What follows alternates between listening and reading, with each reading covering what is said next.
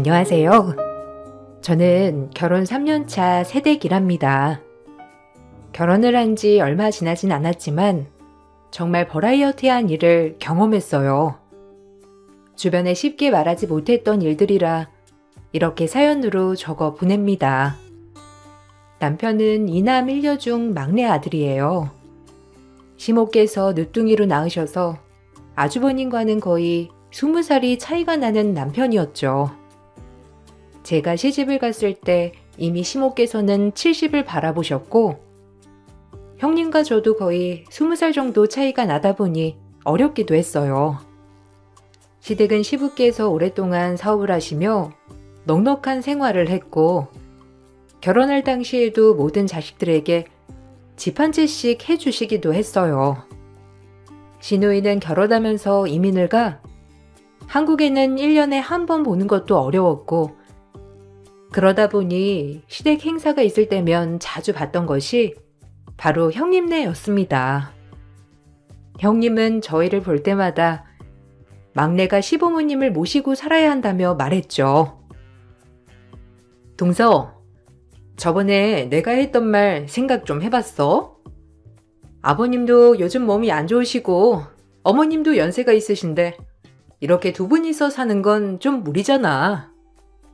솔직히 요즘 젊은 애들은 합가는 안 한다곤 하지만 서방님 생각하면 시부모님 모시고 살아야 좋지 않겠어? 나도 이제 결혼한 지 20년이 넘었는데 우리는 시부모님 오래 봐왔지만 동서는 아니잖아. 얼마 안 남은 시간 같이 보내면 더 좋지 않겠어? 아, 형님, 저희도 그러고 싶은데 어머님 아버님께서 원하시질 않으셔서요. 저희도 합가를 해보려고 말씀도 드리고 했는데 강경하셔서 어머님께서 전에 시부모님이랑 사시면서 너무 힘드셨다고 절대 며느리들이랑 같이 살고 싶지 않으시다고 하셨어요. 그래서 저희도 그냥 포기했고요. 어머님 아버님께서 원하시지 않으신데 저희 고집대로 할 순 없잖아요. 어머, 동서가 눈치 준 건 아니고? 나는 우리 아들이 며느리랑 같이 살자고 하면 너무 좋을 것 같은데? 어머님이 동서 눈치 보는 거 아니야?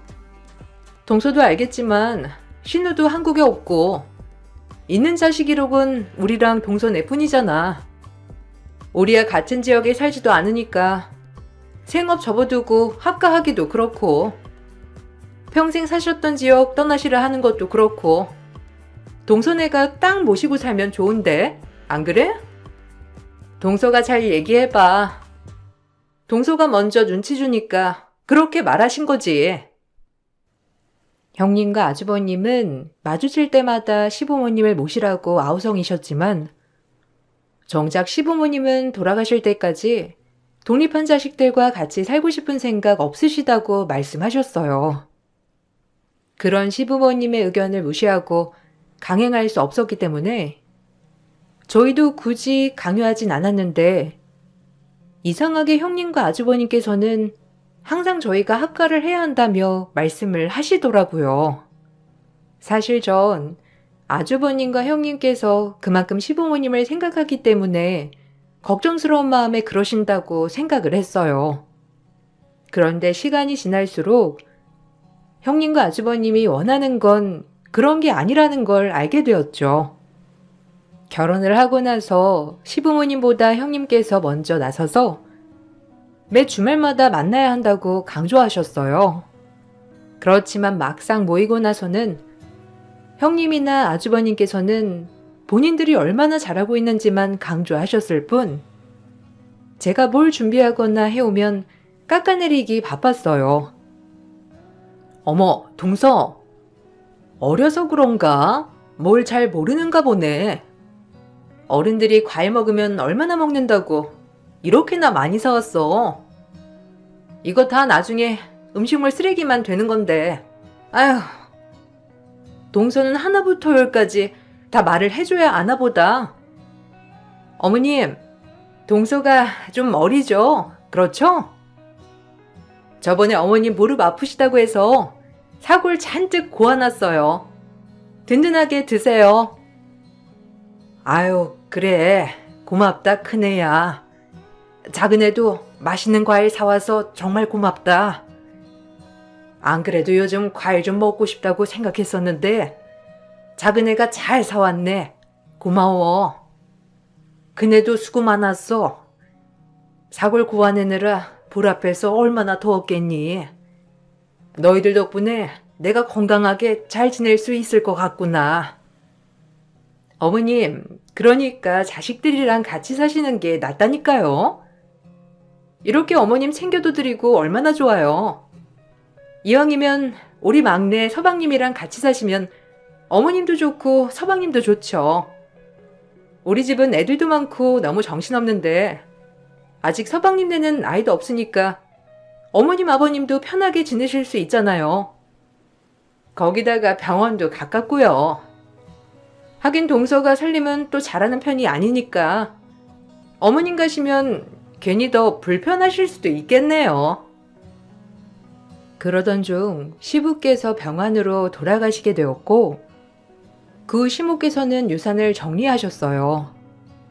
모든 자식들에게 똑같이 유산을 나누셨는데 그 과정에서 형님과 아주버님은 불만을 표시했어요. 시모는 현재 살고 계신 집을 제외하고 나머지 재산에 대해서는 다 분할을 해 나눠줬지만 형님과 아주버님은 자신들의 몫을 더 줘야 한다고 주장했죠. 아니, 어머니. 솔직히 제가 말을 할게요.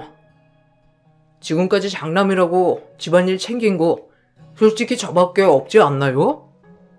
둘째는 해외에 나가 살면서 신경도 안 쓰고 막내는 어리니까 당연히 제가 도맡아서 했는데 돈 가지고 이러는 것도 웃기지만 좀 너무하다고 생각이 드네요. 아무리 그래도 모두 똑같이 나눠주는 건 좀 아니지 않나요? 맞아요, 어머님. 저희 그동안 정말 열심히 시댁일 봤는데 조금 서운하네요. 서방님도 이제야 막 결혼했는데 동서모까지 챙기시니 저는 좀 서운해요. 모든 재산 다 받겠다고 하는 게 아니라 조금만 더 챙겨달라고 하는 건데 정말 너무하시네요. 아니, 형수님. 도대체 저희 집에서 뭘 얼마나 행사가 많다고 그런 얘기를 하시는지 모르겠네요. 그리고 형이랑 형수님한테 유산 제일 많이 갔는데 뭐가 부족하다고 모자라다고 하는 거예요? 아버지 유언에서도 다 똑같이 나누라고 하셨잖아요. 그걸 엄마 몫을 형한테 다 준 건데 뭐가 그렇게 불만인데요? 시숙과 형님은 본인들이 결혼하고 평생 고생을 했다고 말했지만 사실상 시댁 행사도 거의 없을 뿐더러 명절에도 시모 혼자서 음식을 챙겨줬을 뿐 형님이 해야 할 일은 없었죠. 시모는 저에게도 시집살이 한번 해본 적 없었고 결혼하고 시모는 신혼집에 찾아온 적이 없었는데 딱 한 번 말 안 하고 오셨던 일이 있었어요.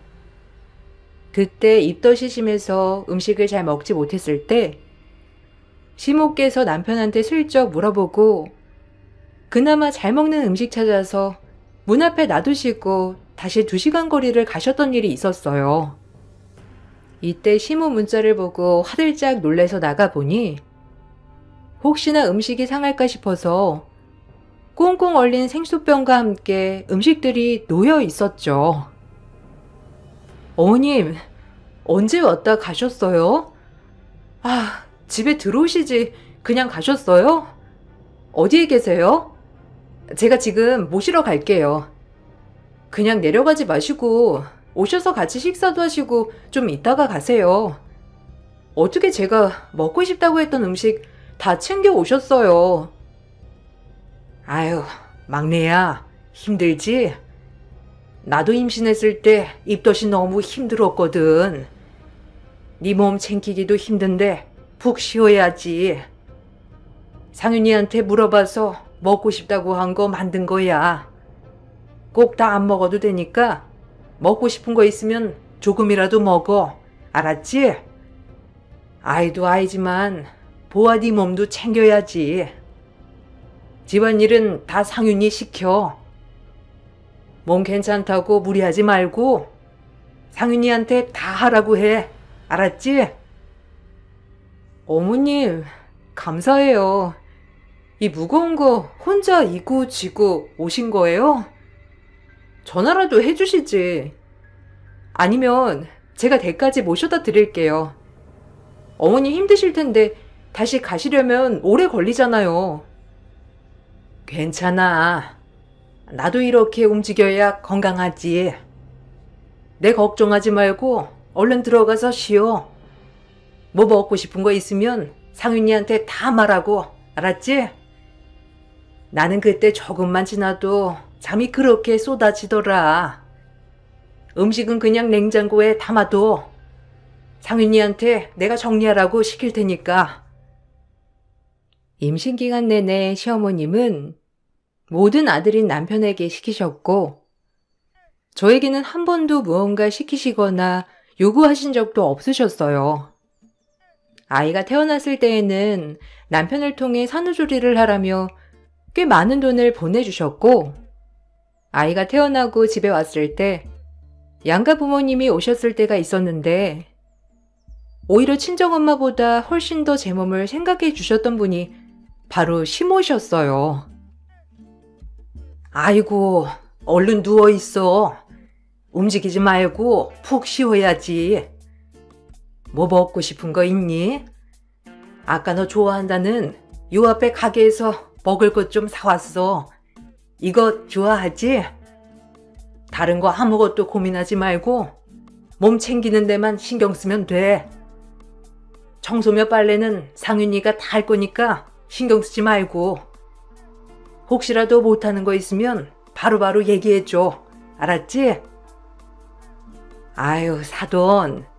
사이도 밖에서 힘들 텐데 집에 와서 빨래고 청소고 밥이고 다 하려면 너무 힘들죠.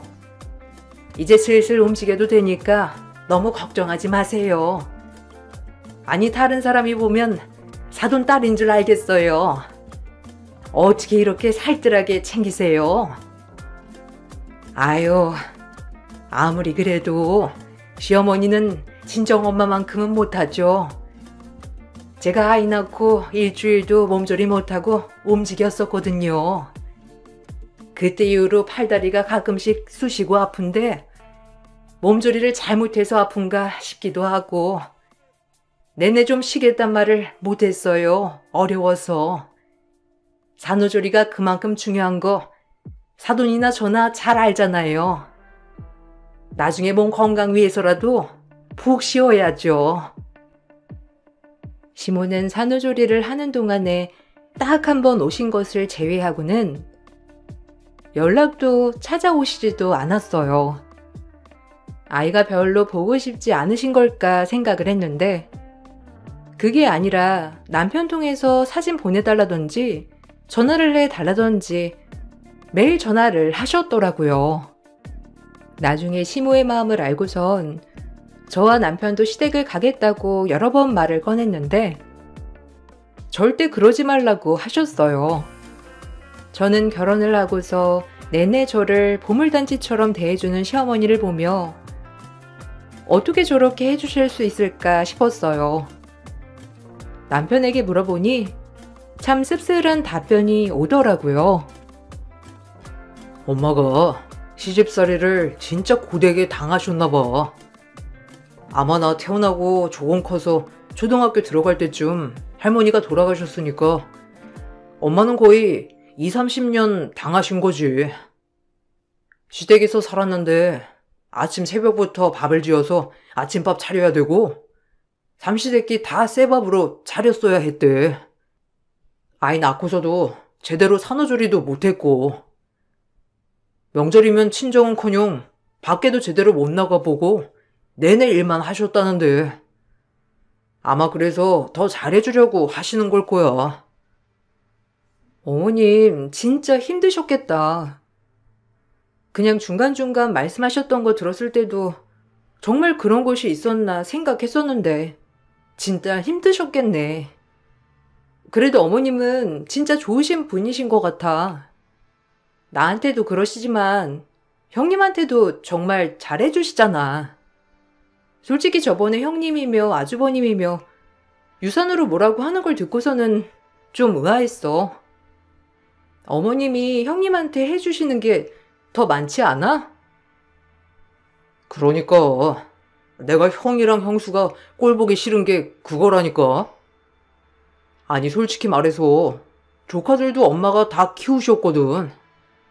10살 때까지 맞벌이 한다고 엄마 집에 그냥 데려다 놓고서는 일주일에 한 번이 뭐야? 한 2주에 한 번만 와서 애들 쓱 들여다보고 갔다가 애들 어느 정도 크니까 홀랑 데리고 가고, 그렇다고 생활비 준 것도 아니고, 더군다나 명절에는 형수님 친정에 먼저 갔다가 우리 집 다음날 돼서야 오는데, 애들 학교 가야 된다고 또 몇 시간 안 있다가 가버리고, 애들 커서 집 좁다고 큰 집으로 이사 가야 한다고 돈 지원받아. 뭐가 그렇게 자기들이 잘했다고 하는지 도저히 이해가 안 간다니까. 정말? 저번에 아주버님이며 형님이며 얘기했던 거랑은 다르네? 그때는 가족 행사나 이런 거 다 형님이랑 아주버님이 도맡아서 한 거 같이 얘기했잖아. 나는 주말마다 모이는 거 형님이 주도하시길래 이런 거 많이 주도하시고 그러는구나 했었거든. 그것도 어처구니가 없어서. 아버지 아프시기 전에는 그런 것도 없었어. 아버지 병원에 입원했을 때 형이랑 형수님 바쁘다고 병원도 안 오고, 무슨 병원비 1원도 안 냈으면서 뭘 얼마나 많이 했다고 하는지 이해가 안 된다니까. 그래놓고 유산 다 받고 나니까 괜히 트집 잡아서 엄마 보러도 안 오는 거 봐. 진짜 어이가 없다니까.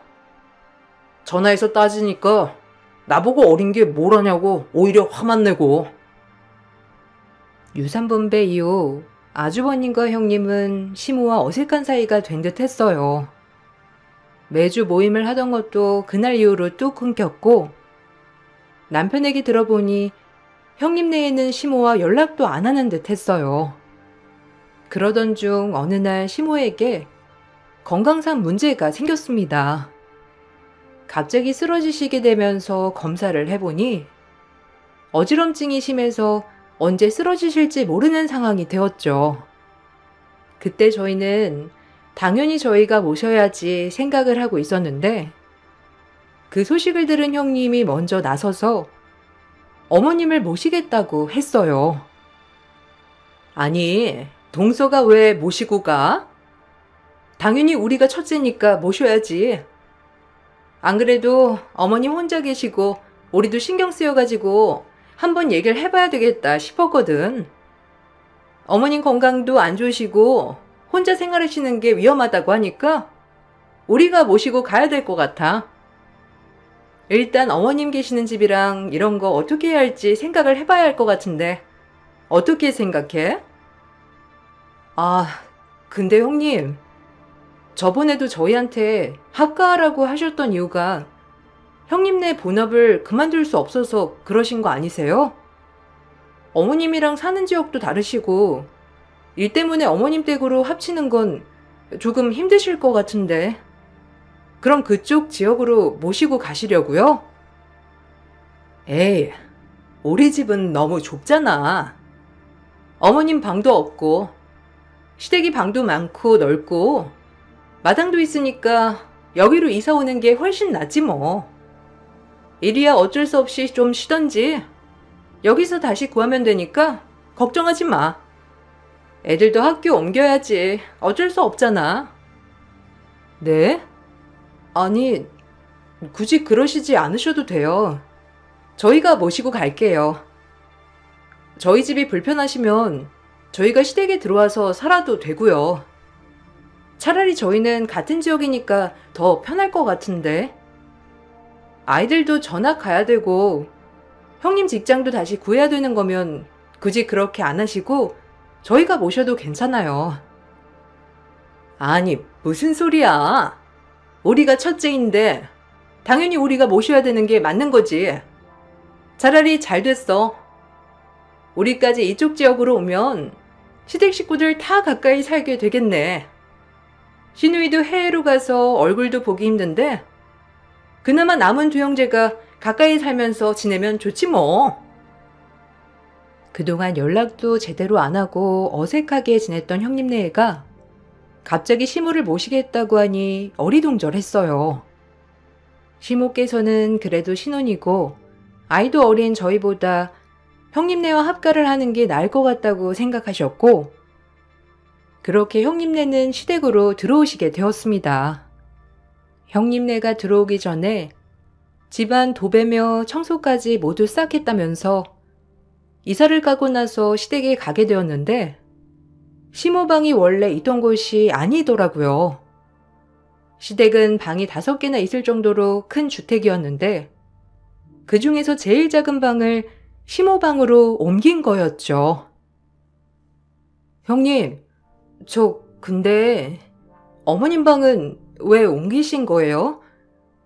그래도 어머님 생활하시려면 좀 넓은 방이 좋을 것 같은데. 어머님 짐이라도 좀 정리해 드릴까요? 어머님 방 들어가 보니까 짐들이 다 거기에 쌓여 있어가지고 어머님 누울 공간이 너무 좁은 것 같아요. 저렇게 생활하시면 건강에도 별로 좋지 않고 힘드실 것 같은데. 제가 오늘 정리하고 갈게요. 동서, 왜 남의 집에 이래라 저래라 참견이야? 우리도 다 생각이 있으니까 저렇게 옮긴 거 아니겠어? 그리고 우리가 어머님 모시고 사는데 옆에서 이렇게 간섭하는 거 좀 불쾌하네? 동서는 동서 집안이나 신경 써. 우리 집안일이니까 우리가 알아서 할 테니까. 그리고 어머님도 저기서 생활하는 거 뭐라고 안 하시는데 왜 동서가 나서서 그래? 아니, 해도 너무하잖아요. 형님 저기 방에서 누워보셨어요? 겨우 누울 자리만 있고 어머님 물건들은 왜 저기에만 다 가져다 두셨어요? 그냥 원래 뒀던 곳에 있으면 될 것 같은데 집안에 있던 어머님 물건 다 모아서 저 방에 갖다 두셨잖아요. 아니 그럼 새 식구들이 들어오는데 물건들 좀 정리를 해야지. 우리가 들어오면 우리도 이 집 식구 되는 거 아니야? 애들도 있고 우리 부부도 들어오는데 당연히 부부한테 큰 방 넘겨주고 애들 공부해야 하니까 책상 들어갈 방 줘야지. 어머님이야 그냥 자는 공간만 있으면 되니까 저렇게 정한 거고. 그리고 이제는 내가 여기 집 안 사람인데 당연히 내가 편하게 바꿔야지. 거실이며 주방 모두 예전의 시모 흔적은 찾아볼 수가 없을 정도로 바뀌어 있었고 시모께서 동의한 일이라면서 오히려 저에게 적반하장으로 화를 내는 형님에게 전 뭐라고 해야 할지 몰랐죠. 남편도 그 상황을 보고 무척이나 화를 냈지만 형님이며 아주버님이며 그게 잘못되고 이상한 거라는 생각은 전혀 하시지 않는 듯 대수롭지 않게 생각했어요. 시모께 물어보아도 불편하다는 말을 하지 않으시니 저희 부부만 답답할 따름이었습니다. 그렇지만 전 시모가 너무 걱정돼서 시간이 날 때마다 시댁에 들렸는데 그러면 형님은 제가 올 때마다 불편한 티를 팍팍 내셨죠. 동서, 일 안 해?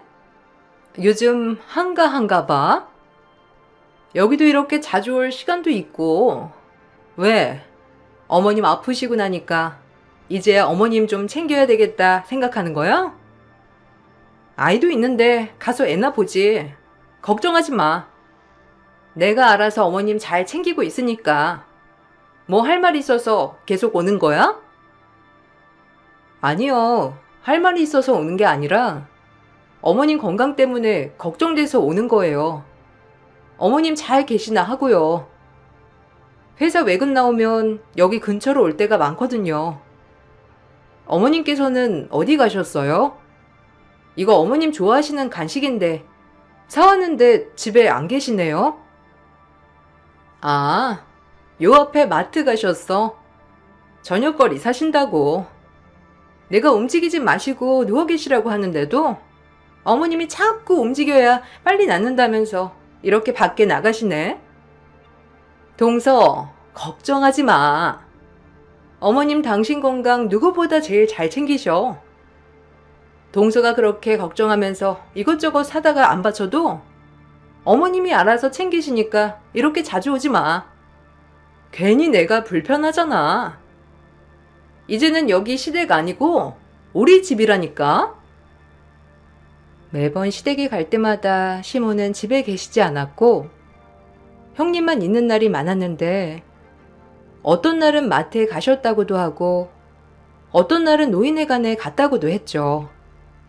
전 그런 상황들이 많아질수록 마치 집에서 어머님이 불편해 하시는구나 생각이 들었어요.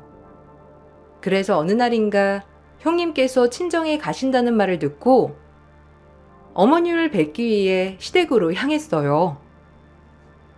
어머님, 저 집에 왔는데 어머님 안 계시네요?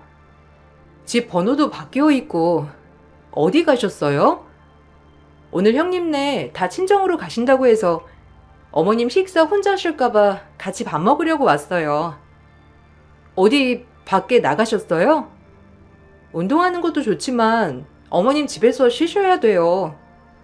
밖에서 쓰러지면 어쩌시려고요? 아이고, 집에 왔니? 오기 전에 전화 줬으면 좋았을걸. 나 오늘 큰애네 친정에 왔어. 바깥 공기도 좀 마시고 그러면 좋다고 하길래 같이 쫓아왔지. 막내 올 줄 알았으면 그냥 집에 있을 걸 그랬나 보다. 아이고, 겨우 시간 냈을 텐데 어쩌니? 아, 괜찮아요, 어머님. 그럼 언제 다시 올라오세요? 형님 거기서 며칠 있다가 온다고 하던데 형님 친정 농사일 도우러 가셨다고 했거든요. 어떻게 거기까지 가신 거예요? 형님도 바쁘시지 않아요? 제가 일 끝나고 모시러 갈까요? 아니야. 여기서 쉬엄쉬엄 농사일도 돕고 같이 어울려서 지내고 그러면서 있을 거야. 아마 큰애 다시 올라갈 때쯤 가지 않을까 싶구나.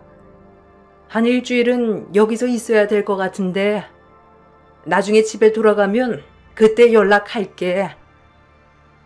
알고 보니 형님은 시모를 데리고 친정 농사일을 하려고 간 거였어요. 몸도 좋지 않은 시모를 일꾼으로 부려먹었다는 사실을 듣고서는 너무 화가 났지만 형님은 집에 가만히 두는 게 더 건강에 안 좋은 거라면서 시모를 부려먹는다고 해서 얼마나 부려먹겠냐며 더 당당하게 저에게 말을 했죠. 그 뒤로 저와 남편은 아주버님과 형님께 시모를 모시고 가겠다고 여러 번 말을 꺼냈어요. 그렇지만 오히려 어린아이가 있는 집에 시모를 모시고 가면 시모가 더 고생하고 정신이 없을 거라면서 시모 건강을 생각하지도 않는 불효자란 얘기만 들었을 뿐이었어요. 시모께서도 원하지 않으신다고 하시면서 매번 저희 요구는 받아들여지지 않았는데 그렇게 추석이 오면서 결국 사태가 벌어졌습니다. 추석 모임을 하고 난 후 집으로 돌아가는 길, 시모 용돈 봉투가 바뀌었다는 걸 알게 되었어요. 조카 용돈으로 준비했던 봉투를 시모께 드렸더라고요. 다시 드리려고 돌아갔는데 충격적인 말이 나오는 걸 보게 되었습니다. 에게 10만 원? 아, 걔네가 버는 돈이 얼만데 고작 이것밖에 안 줬대? 아니, 지난 명절에는 꽤 많이 좋다고 한 거 아니었나? 아, 이제는 이런 것도 숨겨요? 어머님, 이렇게 하면 저 못 참아요. 솔직하게 말하세요. 뭐, 돈 어디다가 빼돌린 거예요? 어머님이 어디 쓸 데가 있다고? 얼른 주세요. 아, 노인네가 힘도 세. 나머진 어디다 꽁쳤어? 형님, 이게 뭐 하는 짓이에요? 지금 어머님한테 돈 뺏으시는 거예요? 어떻게 그렇게 하실 수가 있어요? 지금까지 어머님 부려먹는 것도 모자라서 용돈 드리는 것도 다 가지고 갔던 거예요? 아니, 지금 이게 말이나 되는 일이라고 생각하세요? 어머님한테 왜 그러시는 건데요? 동서, 언제 왔어? 아, 동서, 그런 거 아니니까 상관하지 마. 그리고 내가 무슨 어머님을 부려먹어. 같이 살면서 어느 정도 자기 몫은 해야지. 그런 걸 생각 안 하고 합가하는 사람이 어디 있어? 내가 이 집에 들어와서 합가해주는 것만으로도 감사하게 생각해야지.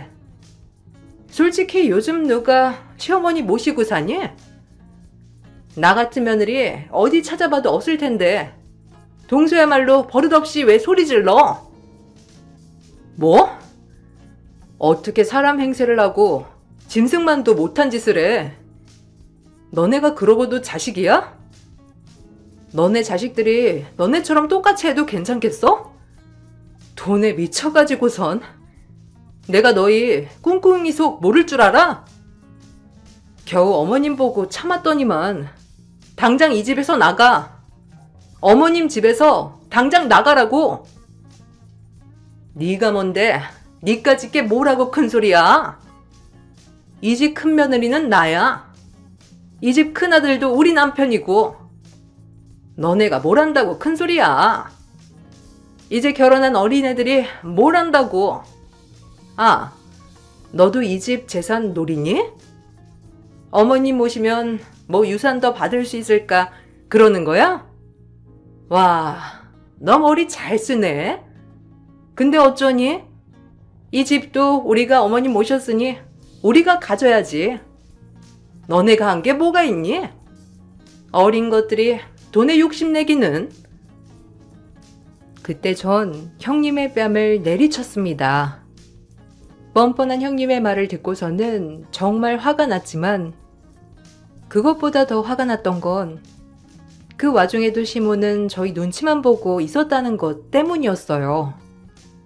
누구보다 며느리들의 고충을 잘 알았던 시모는 결혼 생활 내내 불편하지 않도록 항상 신경을 써줬는데 그럼에도 돌아오는 건 자신을 무시하는 행동이었으니 허탈한 표정을 하고 있는 시모의 표정을 보니 마음이 아리고 분노가 솟구쳐 올랐죠.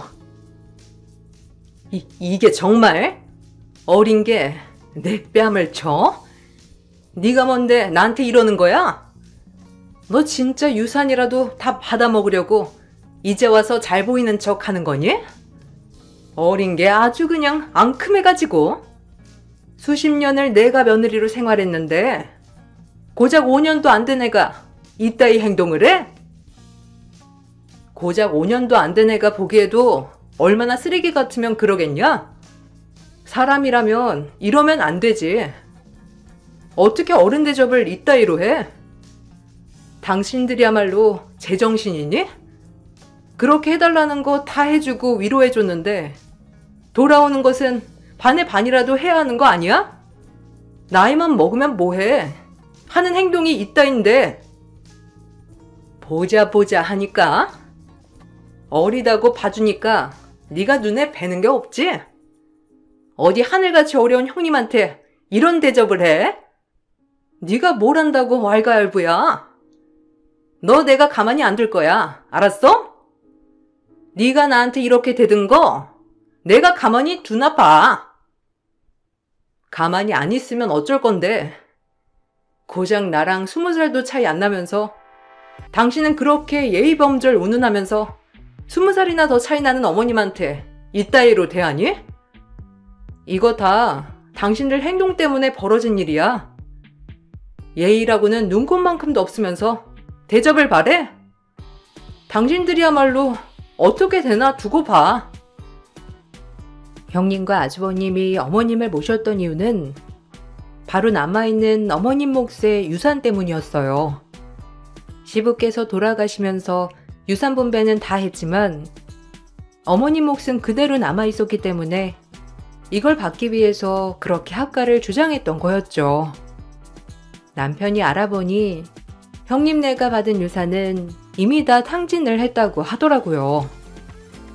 무리하게 투자하면서 살고 있던 집도 날리고 말 그대로 길바닥에 나앉게 생겼었는데 그때 마침 어머님 건강이 나빠지면서 그 기회로 합가를 하게 된 거였어요.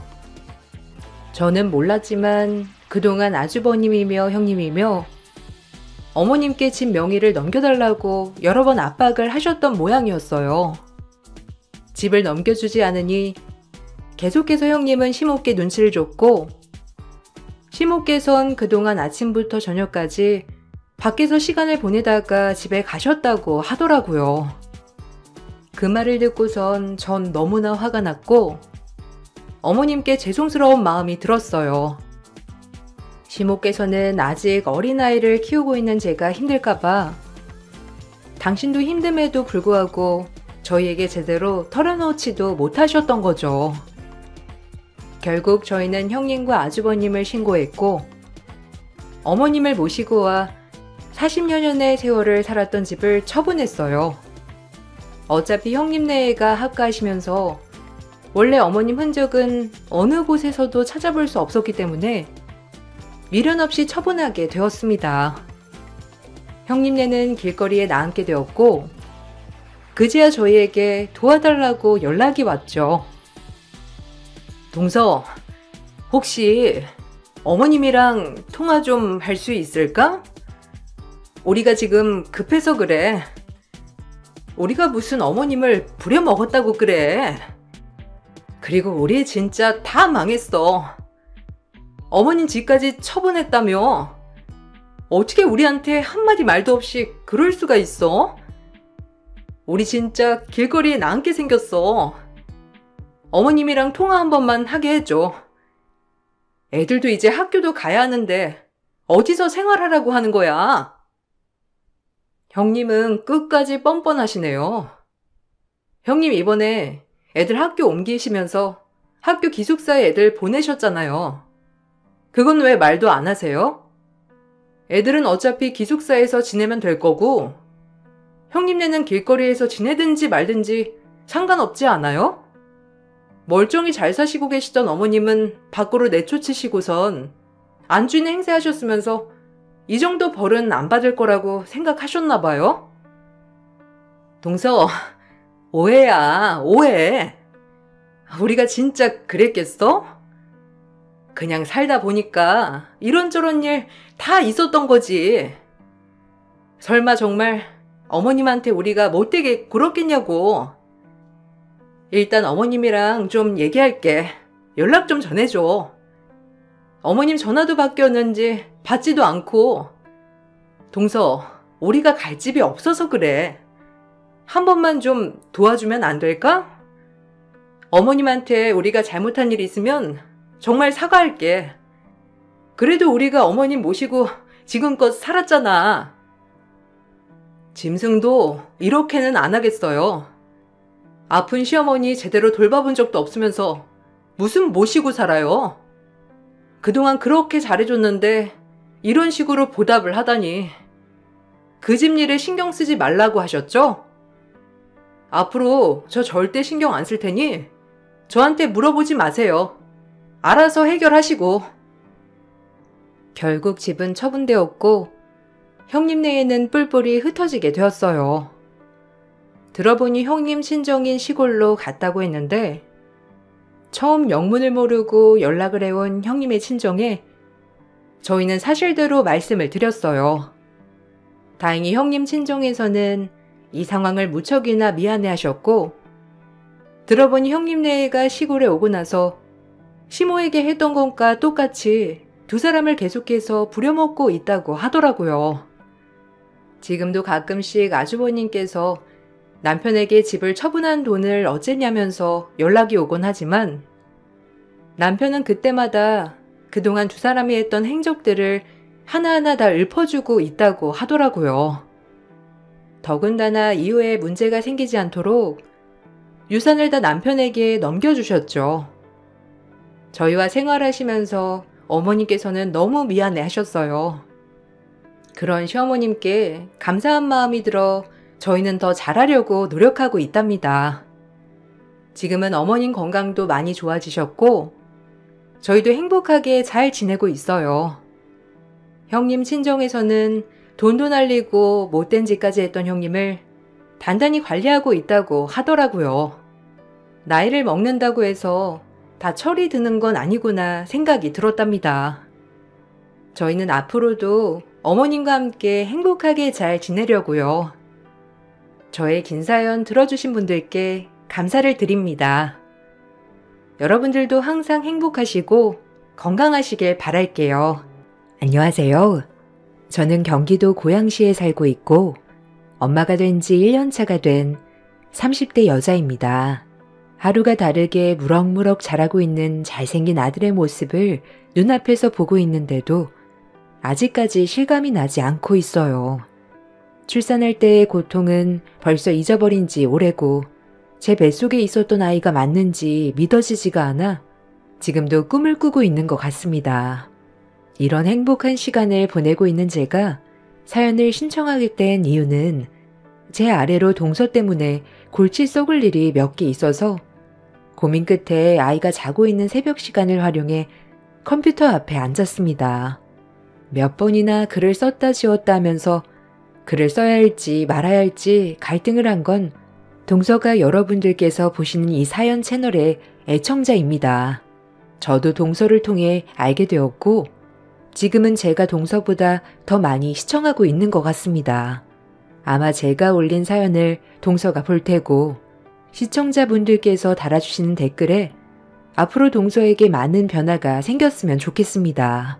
제가 사연을 신청하기로 결심을 하게 된 결정적인 이유는 동서의 태도 때문입니다. 어느 정도 이해가 될 수 있을 만큼의 행동을 한다면 그냥 넘어갈 순 있겠지만 도가 지나칠 정도로 저를 상당히 불편하게 만들었어요. 저보다 시댁 집안의 며느리로 먼저 들어왔다는 이유로 제 머리 위에 군림하려는 행동들을 보였고 처음에는 좋게 넘어가려 했었지만 날이 갈수록 심해지는 동서의 잘못된 행동들이 결국 화를 자초하게 되었습니다. 시댁 식구들도 가만히 있는데 동서가 설쳐대니 기분이 정말 안 좋더라고요. 같은 동서지간이면 서로 의지하고 도와줘도 모자란데 본인의 이기적인 행동이 저를 화나게 만들었어요. 사건의 시작은 제가 임신을 하면서부터였습니다. 동서는 20대의 시동생과 결혼을 해서 아이들 둘 낳고 살아왔어요.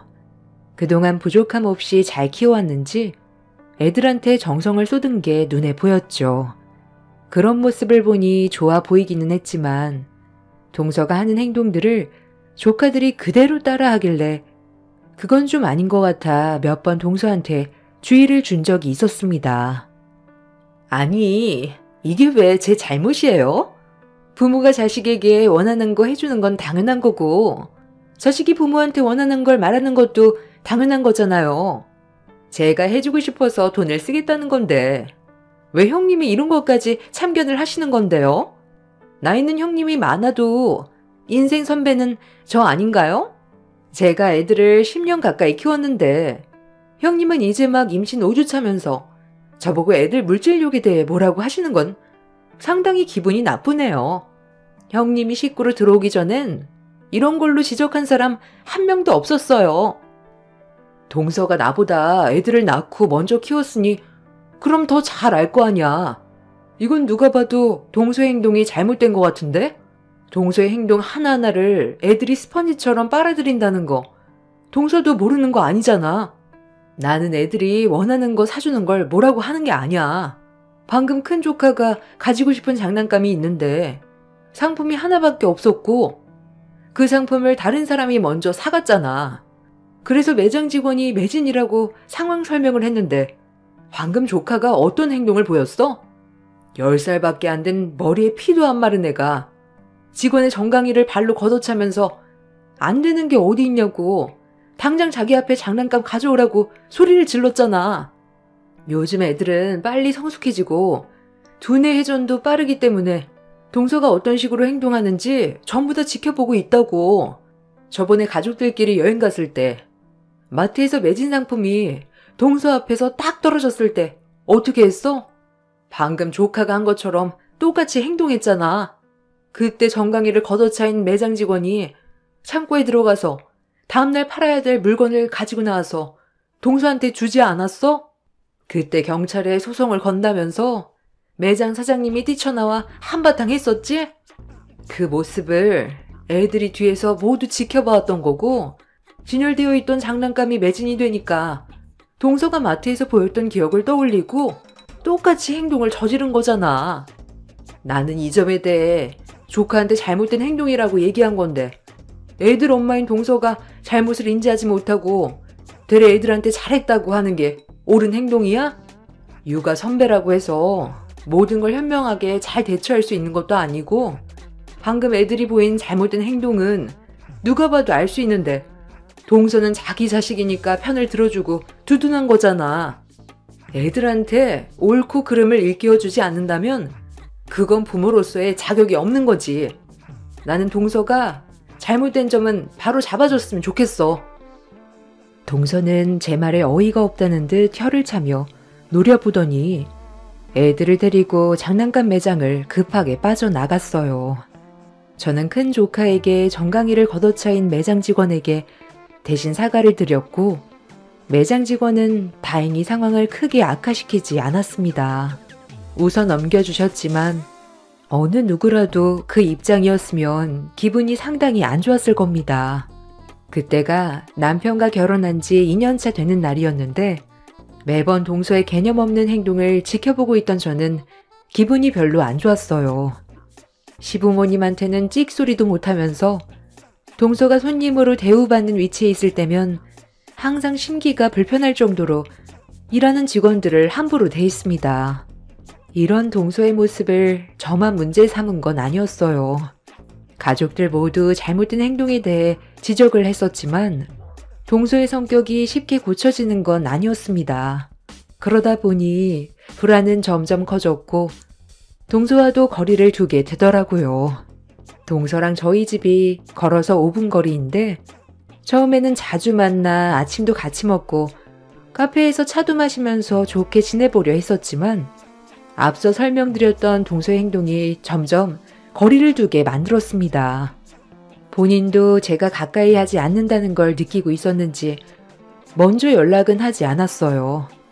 그렇게 시댁 모임이 있을 때 말고는 개인적으로 동서와의 만남은 더 이상 하지 않았습니다.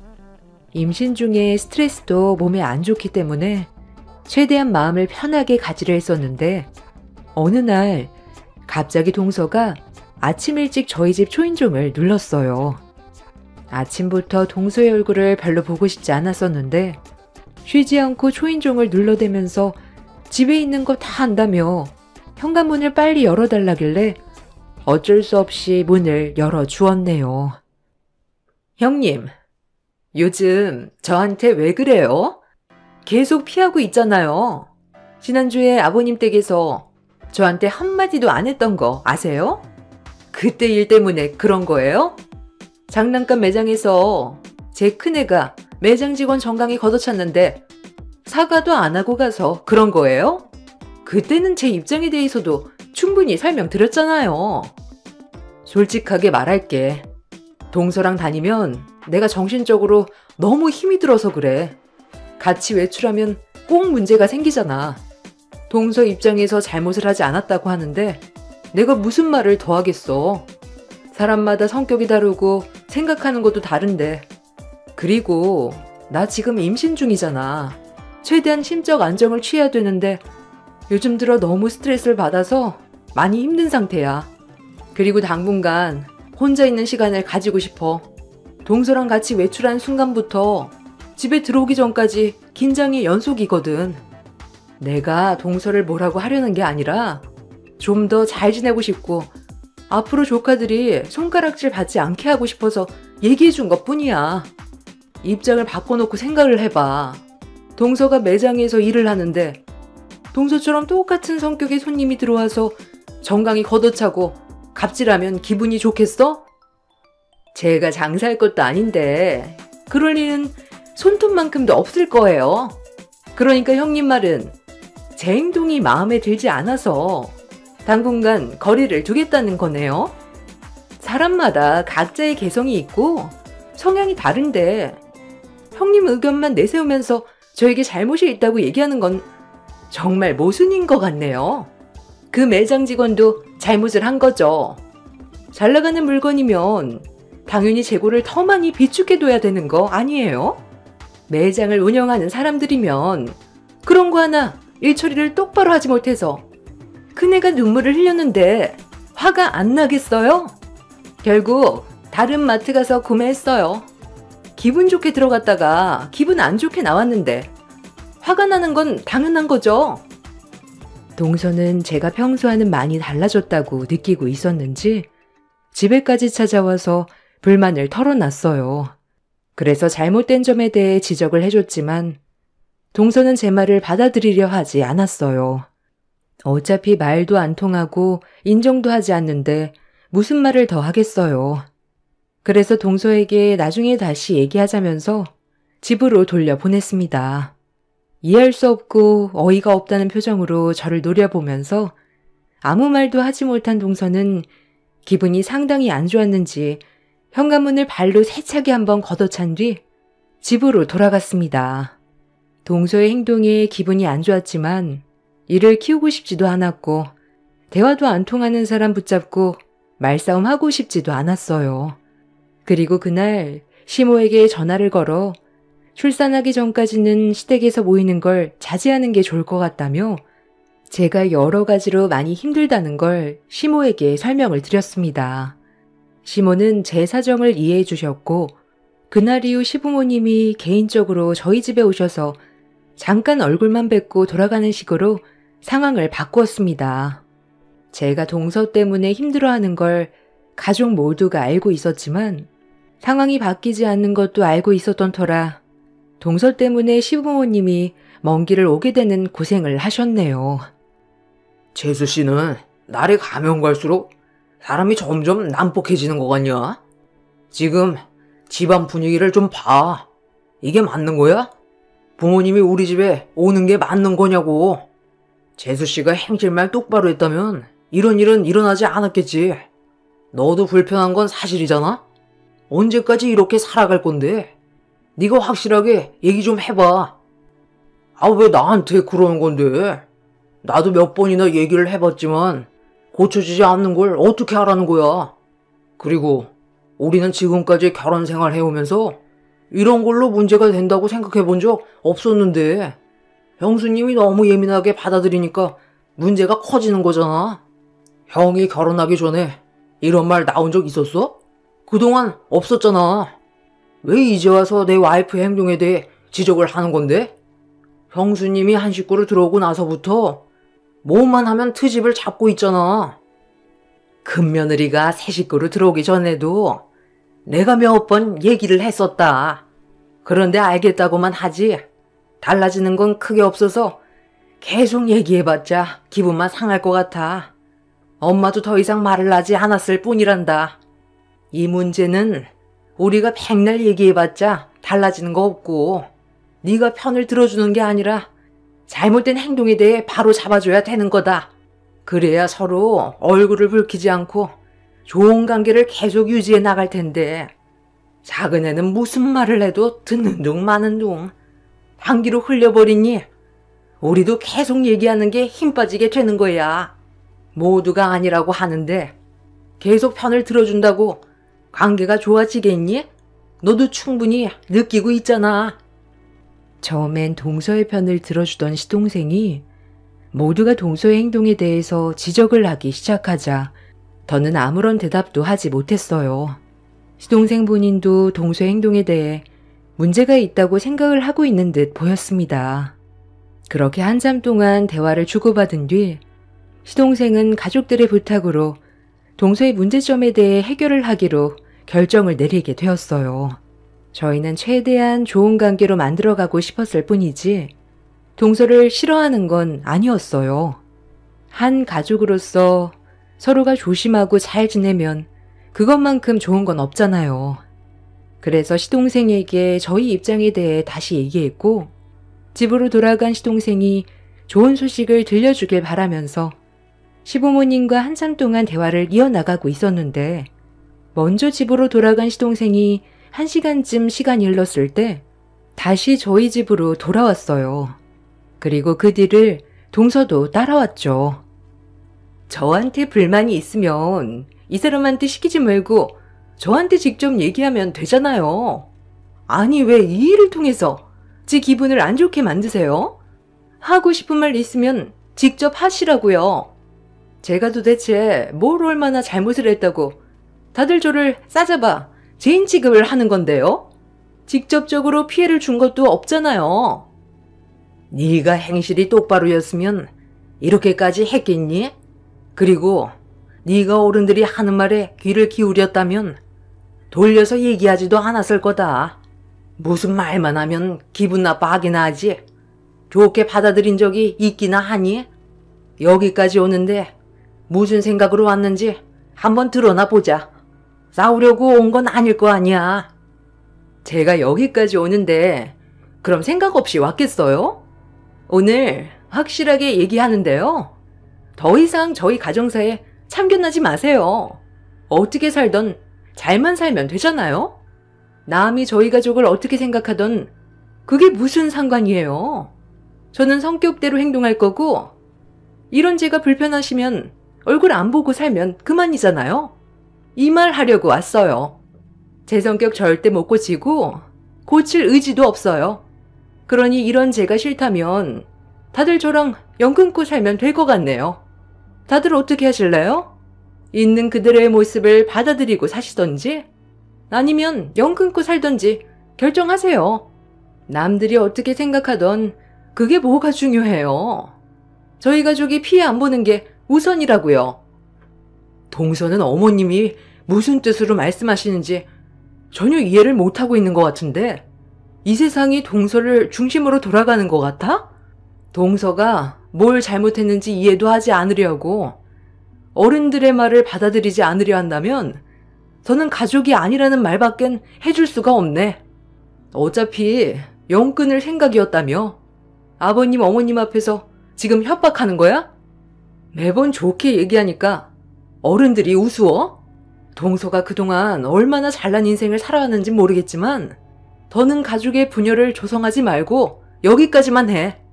동서가 오기 전에 이미 아버님 어머님이랑 충분한 대화를 나누고 있었어. 우리는 동서가 서방님의 말을 듣고 올 거라고 예상하고 있었거든. 그리고 우리의 말대로 좋게 받아들이지도 않았지. 만약 서방님과 같이 왔을 때 앞으로 가족들의 얼굴에 먹칠하지 않고 행실을 똑바로 하겠다고 했으면 좋게 받아주려고 했는데 어쩜 조금의 예상도 빗나가지 않아? 동서 말대로 우리도 한계고 더는 한 가족으로 받아들이기 힘드니까 오늘 이 시간 이후로 연 끊는 걸로 하자. 원하던 대로 해주니까 마음이 편하지? 앞으로 아버님 어머님이랑 우리 가족 신경 쓰지 말고 동서 가족 잘 지키면서 행복하게 살길 바래. 뭐라고요? 아, 여보, 방금 형님 하는 얘기 들었지? 우리 집안을 아주 휘어잡으려고 한다니까? 내가 저래서 형님을 싫어하는 거야. 본인이 되게 잘난 줄 안다니까? 누구는 무서워서 연 못 끊을 줄 알아요? 저희도 이미 오면서 조금이라도 대화가 통하지 않는다면 다시는 얼굴 안 보기로 이미 결정 내리고 왔어요. 시동생은 동서에게 좋게 풀자고 대화를 하러 간 게 아니라 불만만 가득 쌓인 상태로 들어온 거였어요. 어느 정도 예상은 하고 있었지만 조금도 빗나가지 않았던 동서의 행동과 시동생의 무책임한 모습에 실망을 많이 하게 된 가족들은 더는 얼굴을 보고 싶어 하지 않았습니다. 특히 시부모님께서 개념 없는 동서에게 화가 많이 나셨는지 꼴도 보기 싫다며 당장 나가라고 언성을 높이셨어요. 그렇게 좋게 풀어갈 수 있을 줄 알았던 가족관계에는 균열이 생겼고 그날 이후 더 이상 동서 내외의 얼굴은 볼 수 없었고 연락 또한 오지 않았습니다. 차라리 잘 됐다 싶었어요. 그동안 받았던 스트레스도 많았었고 임신 중이었기 때문에 차라리 동서가 제 앞에 나타나지 않는 게 심적으로 안정을 취할 수 있었으니까요. 그렇게 서로 연락을 하지 않고 지낸 지 어느덧 9개월이나 시간이 흘러버렸고 만삭이 되어 출산이 임박했을 때쯤 동서에게 갑자기 연락이 왔어요. 9개월 동안 단 한 번도 전화 한 통 없었고 집에서 5분 거리에 있는데도 얼굴도 마주친 적 없었는데 갑자기 전화가 왔길래 고민 끝에 동서의 전화를 받아보게 되었습니다. 9개월 만에 전화를 했다는 건 안 좋은 일이 생겼을 확률이 높았기 때문에 연락은 안 하고 지냈었지만 전화가 온 걸 받지 않았다가 저에게 괜히 화살이 돌아오는 걸 원치 않았어요. 그렇게 오래간만에 동서와 통화를 하게 되었죠. 9개월 동안 연락 한 통 없이 잘 지냈으면서 갑자기 전화한 이유가 뭐야? 중요한 일 아니면 길게 통하고 싶지 않은데 쓸데없는 말 할 거면 그만 끊고. 형님, 제가 지금 도움받을 사람이 형님밖에 없어서 어쩔 수 없이 급하게 전화를 할 수밖에 없었어요. 잠깐 저 좀 도와줄 수 있어요? 제가 지금 잠깐 나갔다 와야 되는데 애들 때문에 나가질 못하고 있거든요. 시간이 별로 없어서 그런데 잠깐만 와주면 안 될까요? 애들이 감기가 걸렸는지 열도 좀 나길래 일단 급하게 혈제도 먹였거든요. 괜찮으시면 병원에도 좀 데려다 주세요. 오죽했으면 형님한테 전화를 했겠어요. 지금 도움받을 곳이 형님밖에 없어서 그래요. 부탁드릴게요. 아니, 애들이 아프다는데 어디를 가겠다는 거야?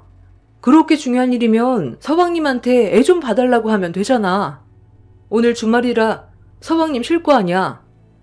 그이가 요즘 회사 일이 많아서 오늘도 출근했어요. 늦게까지 야근한다는데 제가 동네에 아는 사람이 많지가 않잖아요. 그리고 부탁하는 건 다른 사람보다 형님이 날 것 같아서 전화드린 거니까 최대한 빨리 와주세요. 저 지금 시간이 많지가 않거든요. 지금 놓치면 또 언제 기회가 올지 몰라서 그래요. 정확한 얘기는 해주지 않고 일방적으로 본인 할 말만 하고 전화를 끊어버린 동서가 많이 급해 보였던 저는 어쩔 수 없이 집을 나설 수밖에 없었습니다. 가는 김에 그래도 가족이라고 동서 생각해서 시댁에서 시부모님과 함께 김장을 했던 김장김치 한 통을 들고 동서 집으로 향했어요. 만삭이었지만 거리가 가까워서 크게 무리하지 않고 동서 집에 도착할 수가 있었습니다. 초인종을 누르니 동서가 저를 많이 기다렸는지 급하게 문을 열어주더라고요. 그래서 집 안으로 들어갔는데 조카들이 기침을 하면서 힘들어하길래 서둘러 병원 갈 준비부터 했어요. 그런데 동서가 주방 테이블에 올려져 있던 김장김치를 보더니 저에게 한마디 툭 던졌네요. 어머, 김장김치 했어요? 아니, 이런 거 안 가져와도 되는데. 그래도 준 거니까 잘 먹을게요. 저 지금 나가봐야 하니까 형님이 애들 병원 데려다 주고 잠깐 집에서 애들 좀 돌봐주세요. 아, 그리고 방금 가져온 김치 어머님 댁에서 한 거죠. 그거 애들 배고프다고 하면 주지 마세요. 매년마다 느끼는 거지만 그 김치 진짜 별로예요. 제 입맛에 너무 안 맞고 영양가도 별로 없어 보여서 집에 가지고 들어오면 바로 음식물 쓰레기통으로 직행이거든요. 저는 사 먹는 김치가 훨씬 더 맛있더라고요. 이런 건 애들 주기도 무서워요, 형님. 어머님 댁에서 만든 김장김치가 위생에도 별로 안 좋잖아요. 깨끗한 환경도 아닌 시골 촌동네인데 어떻게 믿고 먹어요? 절대로 그 김치 애들 먹이지 마세요. 그리고 이거 10,000원 받으세요. 잠깐 다녀오는 거니까 그 시간 동안 돌봐주는 값이에요. 이 정도면 충분하죠? 동서, 지금 나를 어떻게 보고 이 값 10,000원을 내 앞에 내미는 거야? 이 김치 어머님이 누구 생각하면서 만든 건 줄 알아? 동서랑 서방님 생각나서 따로 포장을 해놓은 거라고. 만약에 내가 동서네 집에 들리게 되면 따로 건네주라고 어머님이 특별히 신경을 써서 만들어줬는데 쓰레기통에 전부 다 처박았다고? 동서 정말 간이 배 밖으로 나왔구나. 9개월 동안 서로 연락 안 하면서 지낸 동안 그래도 꽤 후회하고 있을 줄 알았는데 전혀 아니네. 지금 어디 가는지 나한테 솔직하게 얘기해. 안 그러면 나 그냥 집으로 돌아갈 거니까 당장 얘기하라고. 뭔데 애들까지 팽개치고 집을 뛰쳐나가려는 건데. 아우 정말. 얼마 시간 안 남았는데 계속 붙잡을 거예요? 이러다 저만 또 놓치게 된다고요. 오늘 특별 한정판으로 명품 매장에서 물건이 들어올 예정이에요. 몇 개 들어오지 않기 때문에 경쟁에서 이기려면 일찍 가서 줄을 서야 된다고요. 일단 다녀와서 설명해 드릴 테니 애들 좀 봐주세요. 부탁할게요. 동서가 급하게 신발을 신고 집 밖으로 뛰쳐나가려는 순간 저는 동서의 뒷 목덜미를 잡아 끌었습니다. 배 아파 낳은 자식들보다 명품 가방이 우선이라고 생각하는 동서의 행동에 저는 화가 치밀었고 나가지 못하게 붙잡았어요. 제가 동서 집에 있을 이유가 완전히 사라져버린 상태였습니다. 동서는 한 번이면 된다고 잠깐 시간을 빌려달라고 했지만